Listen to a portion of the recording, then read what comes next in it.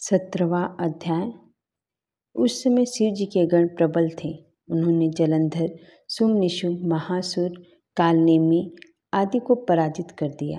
यह देख के सागर पुत्र जलंधर एक रथ पर, जिस पर लंबी पताका लगी हुई थी, चढ़कर युद्ध भूमि में संग्राम करने लगा। इधर जय और शील नामक शंकर के गण भी संग्राम में तत्पर होकर गर्जन करने लगे। इस प्रकार दोनों सेनाओं के हाथी, घोड़े, शंख, भेरी तथा दोनों ओर के सिंहनाद से धरती त्रस्त हो गई। पश्चात जलंधर ने कोहरे के समान बाणों को चला धरती से लेकर आकाश तक व्याप्त कर दिया, और नंदी को 5, गणेश को 5 तथा वीरभद्र को 1 बाण, साथ ही 20 बाण मारकर उनके शरीर को छेद दिया और मेघ के समान गर्जना करने लगा। यह देखकर रुद्रपुत्र कार्तिकेय ने भी दैत्य जलंधर को अपनी शक्ति उठा के मारी और घोर गर्जन किया, जिसके आघात से वह धरती पर गिर पड़ा, परंतु वह इतना बली था कि जल्दी से उठकर खड़ा हो गया और क्रोधाविष्ट होकर कार्तिकेय जी पर अपनी गदा का प्रहार कर दिया। ब्रह्मा जी के वरदान की सफलता के लिए शंकर पुत्र कार्तिकेय पृथ्वी पर सो गए। गणेश जी और नंदी जी भी गदा प्रहार से व्याकुल हो धरती पर गिर पड़े। वीरभद्र पर परिघ का प्रहार किया, जिससे वीरभद्र का सिर फट गया और रक्त बहने लगा। वह व्याकुल होकर धराशायी हो गए। उनको धरती पर गिरा देख शंकर जी के गण चिल्लाते हुए युद्ध भूमि छोड़कर बड़े वेग से भाग निकले। इसी के साथ 17वां अध्याय पूर्ण हुआ। ओम नमो भगवते वासुदेवाय। 18वां अध्याय।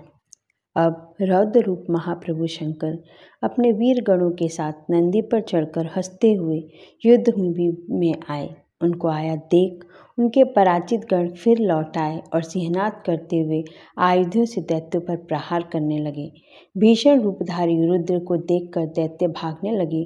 तब युद्ध में अपने दैत्यों को पराजित होते देखकर जलंधर हजारों बाण छोड़ता हुआ भगवान शंकर की ओर दौड़ा। उसके निशुंभ, निशुंभ आदि वीर भी क्रोध से अपने होठों को काटते हुए शंकर जी की ओर दौड़े। इतने में शंकर जी ने जलंधर के सब बाण जालों को काट अपने गणों को निर्भय कर अपने अन्य बाणों की आंधी से दैत्यों को पीड़ित कर दिया। खड्गोरमा नामक दैत्य को अपने फर से मार डाला और बलाहक का भी सिर काट दिया। धसमरई भी मारा गया और शिवगण चिशी ने प्रचंड नामक दैत्य का सिर काट डाला। किसी को शिव जी के बैल ने मारा और कई उनके बाणों द्वारा मारे गए। यह देखकर जलंधर अपने शुंभ निशुंभ आदि दैत्यों को भी धिक्कारने लगे और भयभीत को धैर्य देने लगा, पर किसी प्रकार भी वह मस्त दैत्य दोबारा युद्ध भूमि में जाने को तैयार नहीं हुए। दैत्य सेना ने पलायन शुरू कर दिया। तब महाक्रुद्ध जलंधर शिव जी को अपनी ओर ललकारने लगा। साथ ही उसने 70 बाण मार शिव जी को दग्ध कर दिया तथा और भी बहुत से बाणों का प्रहार किया। शिव जी उसके बाणों को काटते रहे, यहाँ तक कि उन्होंने जलंधर की ध्वजा, क्षेत्र और धनुष को भी काट दिया। फिर 7 बाण मारकर उसके शरीर में आघात पहुंचाया। धनुष के कट जाने से जलंधर ने प्रचंड बाण मारकर उनकी गदा के टुकड़े कर दिए। तब उसने समझा कि शिव मुझसे बलवान है, अतः उसने गंधर्वी माया उत्पन्न कर दी। अनेक गंधर्व अप्सराओं गण पैदा हो गए। वीणा और मृदंग आदि बाजों के साथ नृत्य व गान होने लगा। इसमें अपने गणों सहित रुद्र भी मोहित हो गए। उन्होंने युद्ध बंद कर दिया। फिर तो काम से मोहित हो जलंधर जल्दी से त्रिनेत्र भगवान शंकर का रूप धारण करके वृषभ पर बैठ पार्वती जी के पास जा पहुंचा। उधर जब पार्वती जी ने अपने पति को आता देखा तो अपने सखियों का साथ छोड़ दिया और आगे आई। पार्वती को देखकर कामातुर जलंधर का वीर पतन हो गया और उसके पवन से वह जड़ भी हो गया। गौरी ने उसे दानव समझा और वह अंतर्धान होकर उत्तर की ओर मानस पर चली गई। वहाँ पार्वती को देखकर जलंधर फिर शिव जी की ओर लौटा। उधर पार्वती जी ने भगवान विष्णु को बुलाकर दैत्य का वह कृत्य कहा और यह प्रश्न किया कि क्या आप इससे अवगत हैं। भगवान विष्णु ने हाथ जोड़कर उत्तर दिया, आपकी कृपा से मुझे सब कुछ ज्ञात है। हे माँ, जो आज्ञा हो पालन करो। जगत माता ने विष्णु जी से कहा, उस दैत्य ने जो मार्ग खोला है उसका अनुसरण उचित है। मैं तुम्हें आज्ञा देती हूँ कि तुम जाकर उसकी स्त्री का पतिव्रत भ्रष्ट करो, वह दैत्य तभी मरेगा। पार्वती जी की आज्ञा पाते ही भगवान विष्णु माँ की आज्ञा सिरोधार्य कर छल करने के लिए जलंधर के नगर की ओर गए। इसी के साथ 18 अध्याय पूर्ण हुआ। ओम नमो भगवते वासुदेवाय। 19वां अध्याय। राजा पृथु ने पूछा, हे देवर्षि, अब आप यह कहिए कि भगवान विष्णु ने वहां जाकर क्या किया। तब जलंधर की स्त्री का पतिव्रत कैसे भ्रष्ट हुआ। श्री नारद जी ने कहा, जलंधर के नगर में जाकर भगवान विष्णु ने उसकी पतिव्रत स्त्री वृंदा का पतिव्रत भंग करने का विचार किया। वह उसके नगर में एक उद्यान में जाकर ठहर गए और रात में उसे स्वप्न दिया। वह उनकी माया और अद्भुत कार्य पद्धति थी और उनकी माया द्वारा जलंधर की स्त्री पतिव्रता वृंदा ने रात में यह स्वप्न देखा कि उसका पति नग्न होकर सिर पर तेल लगाए महिष पर चढ़ा है। वह काले रंग के फूलों की माला पहने हुए है तथा उसके चारों हिंसक जीव हैं। वह सिर मुंडाए हुए अंधकार में दक्षिण दिशा की ओर जा रहा है। उसने अपने नगर को समुद्र में डूबा हुआ देखा और इस प्रकार के बहुत से भयानक सपने देखे। फिर तुरंत ही वह जाकर बड़ी और स्वप्न के सामने विचार करने लगी। इतने में उसने सूर्य को उदय होते हुए देखा तो सूर्य में उसे एक छिद्र दिखाई दिया तथा वह कांतिहीन था। उसे उसने अनिष्ट जाना और भयभीत होकर रोने लगी। वह छज्जे पर गई, अटारी पर चढ़ी, भूमि पर उतरी, मगर उसे कहीं भी शांति प्राप्त नहीं हुई। फिर अपनी 2 सखियों के साथ लेकर उपवन में गई, परंतु वहाँ भी उसे शांति नहीं हुई। फिर वह जंगल में निकल गई और वहाँ भी उसे कोई चैन नहीं आया। वन में उसने सिंह के समान 2 भयंकर राक्षसों को देखा, जिससे वह अत्यंत भयभीत होकर वहाँ से भागने लगी। उसी समय वहाँ अपने शिष्यों सहित एक तपस्वी आ गया तो वृंदा उसके पैरों में हाथ लगाकर उससे अपनी रक्षा के लिए याचना करने लगी। मुनि ने अपनी एक ही हुंकार से उन दोनों राक्षसों को वहाँ से भगा दिया। वृंदा को आश्चर्य हुआ। वह भय से मुक्त हो मुनि को हाथ जोड़कर प्रणाम करने लगी और कृतज्ञता का ज्ञापन किया। फिर उसने मुनि से अपने युद्धरत पति के संबंध में उसकी कुशल क्षेम का प्रश्न किया। मुनि ने मौन हो गए, पीछे देखकर कहना चाहा कि उसी समय 2 वानर के उनके पास हाथ जोड़कर खड़े हो गए। ज्यों ही मुनि ने भृकुटी का संकेत किया तो वह उड़कर आकाश में चले गए। फिर जलंधर का सिर व धड़ लेकर मुनि के पास आ गए। तब वृंदा अपने पति को मरा जान मूर्छित होकर धरती पर गिर पड़ी और अनेक प्रकार के वचन कहकर दारुण विलाप करने लगी। पश्चात ने मुनि जी से कहा, हे कृपानिधे, आप मेरे पति को जीवित कर दीजिए। पतिव्रता परायण दैत्य पत्नी ऐसा कहकर दुखी हो श्वासों को छोड़ती हुई मुनि के चरणों में गिर पड़ी। तब मुनिषियों ने कहा, वह शिव जी द्वारा युद्ध में मारा गया है, अतः वह जीवित नहीं हो सकता, क्योंकि जिसे भगवान शंकर मार देते हैं वह कभी जीवित नहीं हो सकता। परंतु शरणागत की रक्षा सनातन धर्म है, तो कृपा करके मैं इसे जिलाए देता हूँ। श्री नारद जी के कहते हुए मुनि साक्षात विष्णु थे, जिन्होंने की यह सब माया फैलाई थी। वह वृंदा के पति को जीवित करके अंतर ध्यान हो गए। जलंधर ने उठकर वृंदा का आलिंगन किया और उसका मुँह चूमा। वृंद भी पति को जीवित देखकर बहुत खुश हुई। अब तक हुई सब बातों को स्वप्न समझा। पश्चात वृंदा सकाम हो बहुत दिन तक अपने पति के साथ विहार करती रही। एक दिन उसने संभोग काल के अंत में भगवान विष्णु को पहचान लिया। तब वह उन्हें ताड़ित करते हुए बोली, हे पर स्त्री से गमन करने वाले विष्णु, तुम्हारे शील का धिक्कार है। मैंने जान लिया है कि वह मायावती तपस्वी तुम ही थे। हे राजन, ऐसा कह परम क्रुद्ध हो पतिव्रता ने अपने तेज को प्रकट करते हुए शाप दिया। जो तूने अपनी माया से 2 राक्षस मुझको दिखाए थे, वही दोनों राक्षस किसी समय तुम्हारी भी स्त्री का हरण करेंगे और उसके विरह में दुखी होकर तुम वानरों की सहायता से वन में भ्रमण करोगे और वह सर्वेश्वर जो इस समय तुम्हारा शिष्य बना हुआ है वह वहाँ पर तुम्हारे साथ ही रहेंगे। ऐसा कहकर पतिव्रता वृंदा भगवान विष्णु के लाख मना करने पर भी अग्नि में प्रवेश कर गई। ब्रह्मा आदि देवता आकाश से उसका प्रवेश देखते रहे। वृंदा के शरीर का तेज श्री पार्वती जी के शरीर में चला गया और आकाश में जय जयकार होने लगा। पतिव्रत धर्म के प्रभाव से वृंदा ने मुक्ति प्राप्त की। इसी के साथ 19वां अध्याय पूर्ण हुआ। ओम नमो भगवते वासुदेवाय। 20वां अध्याय। तब राजा पृथु ने पूछा, हे देवर्षि, उसके पश्चात युद्ध में क्या हुआ तथा वह दैत्य कैसे मारा गया? कृपा करके उस कथा को मुझसे कहो। नारद जी ने कहा कि जब गिरिजा वहाँ से अदृश्य हो गई और गंधर्वी माया भी विलीन हो गई, तब भगवान वृषभध्वज चैतन्य हो गए। उन्होंने लौकिकता व्यक्त करते वहाँ क्रोध किया। फिर भगवान शंकर जलंधर से युद्ध करने लगे। जलंधर शंकर के बाणों को काटने लगा, परंतु जब काट न सका तो उसने माया की पार्वती बनाकर अपने रथ से बांध ली, जो विलाप कर रही थी। तब अपनी प्रिय पार्वती को इस तरह कष्ट में पड़ा देख के लौकिक लीला दिखाते हुए शंकर जी सांसारिक जनों की तरह व्याकुल हो गए और उन्होंने अग्निपुंज की तरह भयंकर रौद्र रूप धारण किया। उनके रौद्र रूप को देखकर कोई भी दैत्य उनके सामने खड़ा होने में समर्थ न हो सका। यहाँ तक कि शुंभ निशुंभ भी युद्ध में स्थित होने को समर्थ न हो सके। जलंधर की सारी माया क्षण में नष्ट हो गई। युद्ध में चारों ओर हाहाकार होने लगा। शिवजी ने उन भागते हुए शुंभ निशुंभ को शाप देकर बड़ी धिक्कार दी और कहा, तुम दोनों बड़े दुष्ट हो, तुमने मेरा बड़ा अपराध किया है। तुम पार्वती को मारते थे, अब युद्ध से भागते हो। भागने को मारना पाप है, इसलिए अब मैं तुम्हें नहीं मारूंगा, परंतु गौरी तुम्हें अवश्य मारेगी। शिवजी के ऐसा कहने पर समुद्र पुत्र जलंधर क्रोध में अग्नि के समान प्रज्वलित हो उठा। उसने शिवजी पर घोर बाण वर्षा करके धरती पर अंधकार कर दिया। तब उस दैत्य की ऐसी चेष्टा देखकर शंकर जी बड़े ही क्रोधित हुए तथा उन्होंने अपने बनाए हुए सुदर्शन चक्र को चलाकर उसका सिर काट दिया। एक प्रचंड शब्द के साथ उसका सिर धरती पर गिर पड़ा और भयंकर हाहाकार होने लगा। अंजल पर्वत के समान उसके शरीर के 2 खंड हो गए। उसके रुधिर से संग्राम भूमि व्याप्त हो गई, सारी धरती विहल हो गई।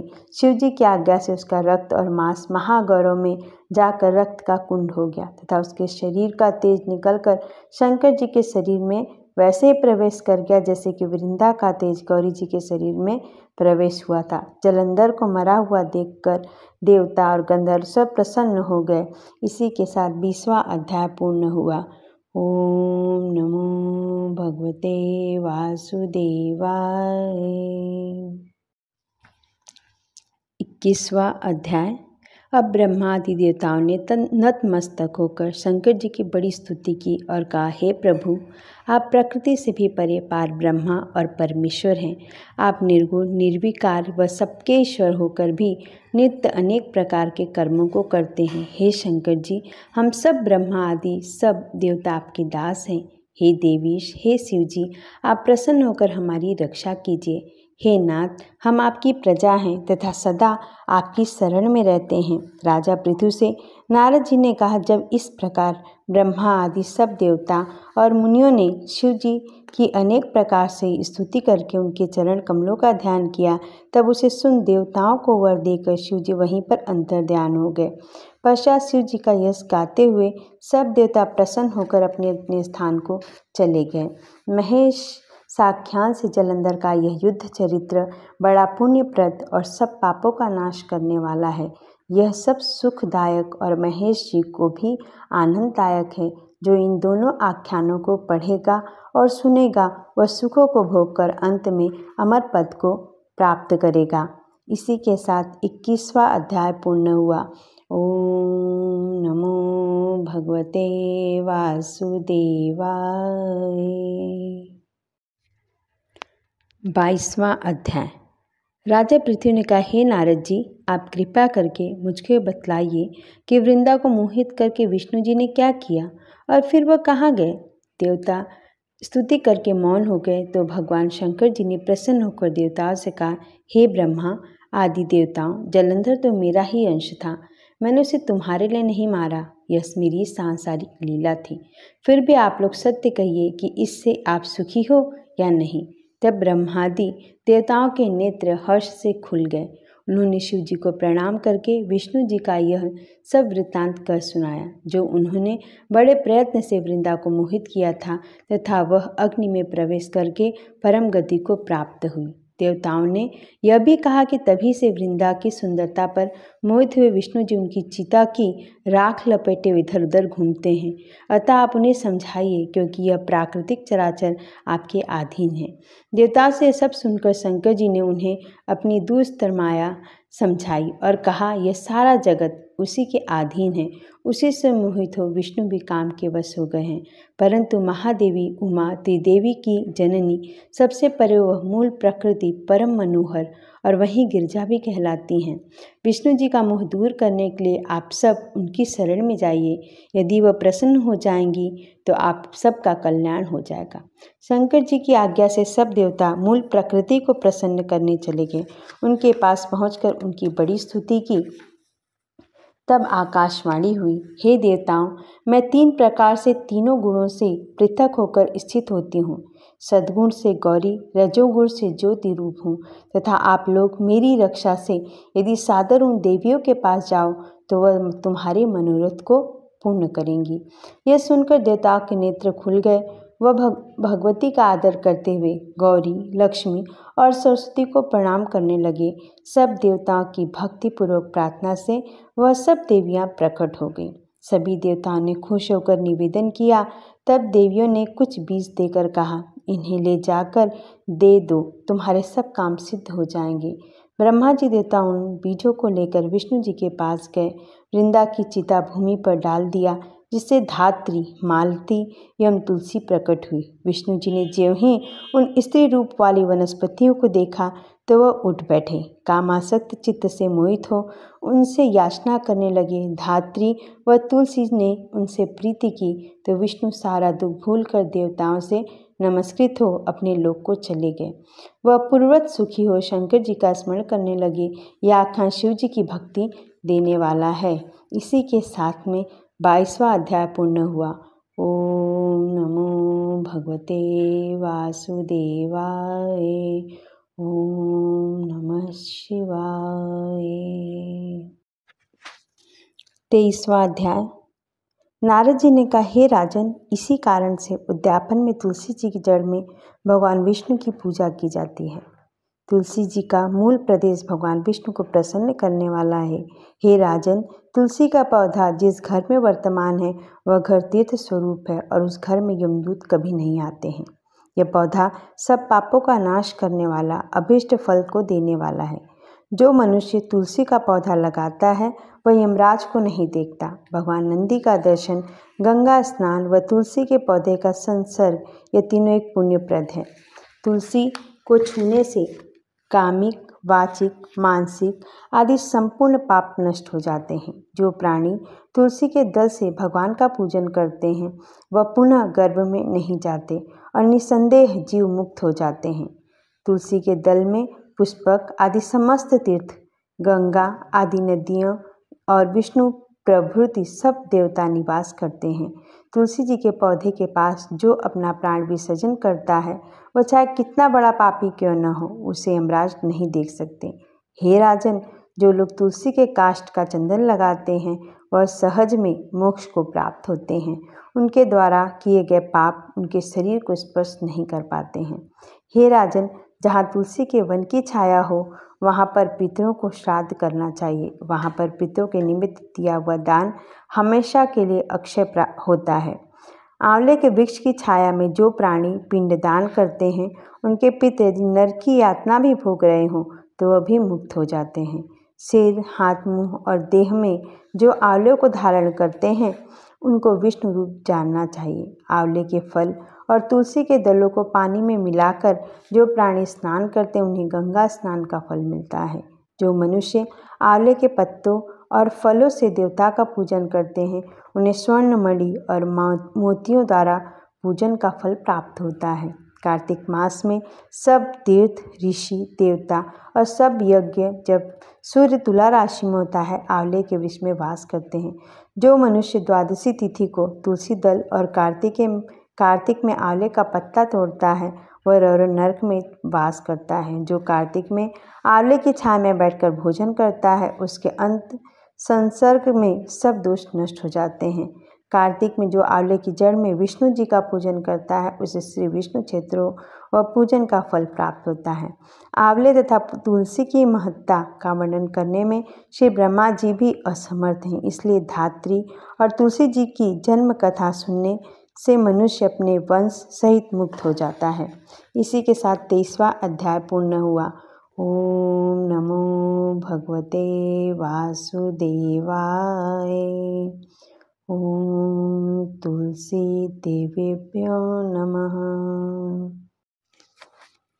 24वां अध्याय। राजा पृथु ने कहा, हे नारद जी, आपने तुलसी के इतिहास, व्रत महात्म्य के बारे में कहा। अब यह बताने की कृपा करें कि कार्तिक मास में और भी देवताओं का पूजन होता है। यह भी मुझे समझा कर कहिए। नारद जी ने कहा, पहले समय में पर्वत के निकट कर्तिपुर में एक धर्मात्मा धर्मदत्त नामक ब्राह्मण रहता था। वह भगवान विष्णु के सब व्रत करता था। एक दिन कार्तिक मास में वह एक पहर रात शेष रहने पर जागरण के लिए भगवान विष्णु के मंदिर में हर प्रकार की सामग्री ले जा रहा था कि मार्ग में उसने एक बड़ी भयंकर राक्षसी को देखा, जिसके बड़े बड़े दांत, लपकती हुई जीभ और लाल लाल नेत्र थे। उसका शरीर नंगा और मांस रहित था। उस भयंकर राक्षसी को देखकर धर्मदत्त बुरी तरह से कांपने लगा। कुछ उपाय न देखकर उसने पूजा वाली थाली और जल का लोटा उसके ऊपर फेंक दिया। क्योंकि उसने भगवत नामक का जप करते हुए वह सामग्री और जल का लोटा उसमें तुलसी दल पड़ा था, उससे उसे मारा था, जिससे उसके जन्म जन्मांतर के पाप नष्ट हो गए और पूर्व जन्म याद आ गया। वह हाथ जोड़कर धर्मदत्त के चरणों में गिर पड़ी और बोली, हे विप्र, मैं पूर्व जन्म के कर्मों के फल से इस अवस्था को प्राप्त हुई हूँ। नारद जी ने कहा, हे राजन, उसे इस प्रकार प्रणाम करते देख अति विस्मित होकर धर्मदत्त ने पूछा, तेरी यह अवस्था किस कर्म के फल से हुई है? तो पूर्व जन्म में कहाँ रहती थी और तेरा कैसा चरित्र था, यह सब कुछ मुझे बता। उस राक्षसी ने, जिसका नाम कलहा था, वह कहा कि हे ब्राह्मण, सौराष्ट्र में भिक्षुक नाम का एक ब्राह्मण रहता था। मैं उसकी पत्नी थी। मेरा स्वभाव बड़ा ही निष्ठुर था। मैंने अपने पति को कभी भला नहीं चाहा। उसने कभी अच्छा भोजन नहीं दिया, न मिठाई ही खाने को दी। मैं प्रतिदिन उससे लड़ती झगड़ती रहती थी। मुझे इस प्रकार की झगड़ालू देख तथा नित्य प्रति की कलह से तंग आकर मेरे पति ने दूसरा विवाह करने का निश्चय किया। यह सुनकर कि मेरा पति दूसरा ब्याह कर रहा है, मैंने उसके ब्याह से पहले ही विष खा अपनी आत्महत्या कर ली। मेरी मृत्यु के बाद यमदूत आए और मुझे गदा से मारते हुए यम के पास ले गए। यमराज ने मुझे देखकर चित्रगुप्त से पूछा, हे चित्रगुप्त, इसने क्या कर्म किया? जो भी कर्म है इसके लिए हैं, उनका फल इसे भोगना होगा। कलहा ने कहा, हे ब्राह्मण, चित्रगुप्त ने यमराज से कहा, इससे अपने जीवन में कोई भी अच्छा काम नहीं किया। यह अपने पति को सदा खराब भोजन देकर आप अच्छा भोजन खाती रही, इसलिए अब यह विष्ठा खाने वाली होगी। इसे अब सूरी का जन्म दिया जाए। चूँकि यह अकेली ही पाक के बर्तन में भोजन करती थी, इसलिए यह अपने बच्चों को खाने वाली बिल्ली होगी। इसने अपने पति पर क्रोध करके आत्मघात किया है, इसलिए यह प्रेत योनि में जाएगी। अब आप इसको अपने दूतों द्वारा मरुस्थान में भेज दीजिए। वहाँ पर यह बहुत दिनों तक प्रेत योनि में रहकर फिर यह पापिन अपनी तीनों योनियों को भोगे। सो हे ब्राह्मण, मैं 500 वर्ष से प्रेत योनि में हूँ और भूख प्यास के कारण नित्य दुखी रहती थी। एक दिन भूख से तंग आकर मैं एक वैश्य के शरीर में प्रविष्ट हो गई। उसके शरीर द्वारा मैं कृष्णा और वेणी के संगम पर इस देश में आ पहुंची। एक दिन भगवान शंकर और विष्णु जी ने मुझे बलात् उसके शरीर से बाहर निकाल दिया। फिर मुझे आप दिखाई दिए। आपके लोटे में से तुलसी जल की छींटी मेरे ऊपर पड़ा, जिससे मेरे सब पाप नष्ट हो गए। हे द्विजोत्तम, अब आप मुझे यह बताइए कि आगे होने वाली तीनों योनियों और इस प्रेत शरीर से किस तरह से मेरी मुक्ति होगी। धर्मदत्त ने कलहा की बात सुनकर उसके पिछले कर्मों और वर्तमान अवस्था को देखकर बड़ा दुखी हुआ। उसका दुख देखकर उसका चित्त पिघल गया। फिर उसने दुखित भाव से कहा। इसी के साथ 24वां अध्याय पूर्ण हुआ। ओम नमो भगवते वासुदेवाय।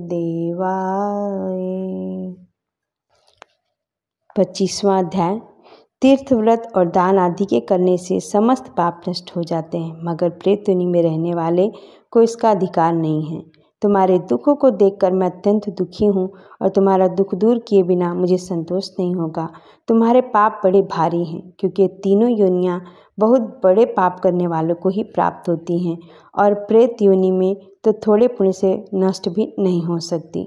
लेकिन मैं तुम्हें इस योनि से अवश्य छुड़ाऊंगा, इसलिए मैंने जो कार्तिक का व्रत किया है उसका आधा पुण्य तुम्हें देता हूँ, क्योंकि यज्ञ दान तीर्थ से सब निश्चय ही कार्तिक के व्रत के पुण्य के समान नहीं है। देवर्षि नारद जी बोले, हे राजन, इतना कहकर धर्मदत्त ने उसको ओम नमो भगवते वासुदेवाय यह द्वादशाक्षर मंत्र सुनाया और तुलसी जी का जल उसके ऊपर छिड़का।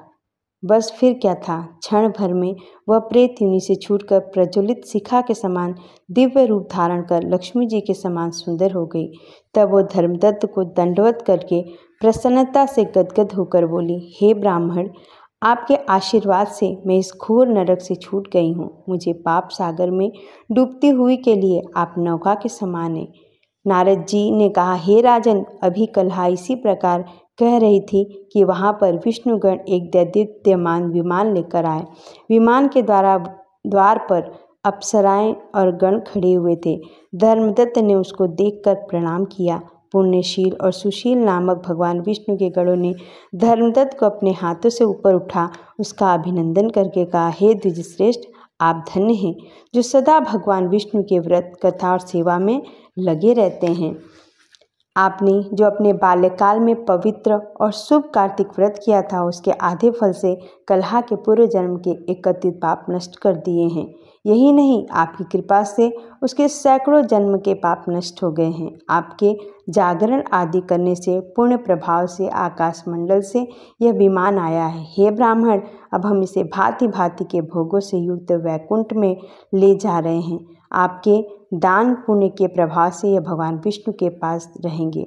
आप भी इस जन्म के बाद अपनी दोनों स्त्रियों सहित वैकुंठ में विष्णु जी के पास रहोगे और मुक्ति प्राप्त करोगे। हे दया सागर, वह मनुष्य धन्य है और जन्म उन्हीं का फलीभूत है जिन्होंने तुम्हारी तरह विष्णु जी की भक्ति की है, क्योंकि भगवान विष्णु अपने भक्तों को भला क्या नहीं देते। जिन्होंने प्राचीन काल में उतानपाद के पुत्र को ध्रुव पर पहुँचाया, जिसके सुमिरन मात्र से प्राणियों की मुक्ति हो जाती है। प्राचीन काल में विष्णु जी केवल अपने नाम के स्मरण से ही आप द्वारा पकड़े हुए हाथी को हस्त योनि से मुक्त करके जय नामक लेकर अपने पार्षद बना लिया। तुमने उसी विष्णु की सेवा की है, इसलिए तुम अपने दोनों स्त्रियों सहित 1000 वर्ष तक भगवान विष्णु के पास निवास करोगे। जब तुम्हारा पुण्य क्षीण हो जाएगा, तब तुम सूर्य वंश में अपनी दोनों रानियों के साथ राजा दशरथ के नाम से प्रसिद्ध होगे तथा यह कलहा तुम्हारे आधे पुण्य की भागीदार होने के नाते तुम्हारी तीसरी भार्या होगी। वह भगवान विष्णु पुत्र के रूप में तुम्हारे पास रहेंगे और देवताओं का कार्य करेंगे। विष्णु जी को प्रसन्न करने वाले तुम्हारे कार्तिक व्रत से अधिक महत्वपूर्ण यहाँ दान तीर्थ आदि और कोई भी नहीं है। हे दया सागर, तुम धन्य हो, क्योंकि तुमने जगत गुरु भगवान विष्णु को प्रसन्न करने के लिए कार्तिक मास का व्रत किया, जिसके आधे पुण्य के फल की भागीदार कलहा है। इस समय हम उसे अपने साथ विष्णु लोक में ले जा रहे हैं। इसी के साथ 25वां अध्याय पूर्ण हुआ। ओम नमो भगवते वासुदेवाय।